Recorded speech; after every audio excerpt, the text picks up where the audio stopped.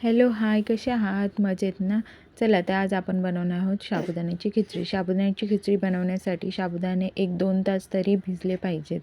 शेंगदाण्याचं कूट करायचं आहे, मिरच्यांची पेस्ट बनवायची आहे आणि जर तुम्हाला बटाटे आवडत असतील तर बटाटे टाकू शकता, नाही तर ते ऑप्शनल आहेत. पण मला आवडतात साबुदाण्याची खिचडीमध्ये आणि ते छानसुद्धा लागतात.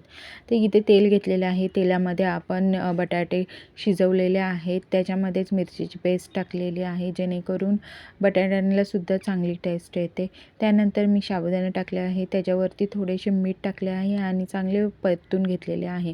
परत मी शेंगदाण्याचं कूट टाकलं आहे साबुदाण्यावरती, चांगलं मिक्स करून घेतलेलं आहे, झाकण ठेवलेलं आहे. असे 1-2 वेळा कृती करायची आहे. चांगले साबुदाणे शिजवून घ्यायचे आहेत आणि हे आपले लुसलुसीत साबुदाणे रेडी आहेत. बघा, असे करा, खा आणि मला कळवा कसे झाले आहेत. चला तर भेटूया आपण नेक्स्ट व्हिडिओमध्ये. Bye bye.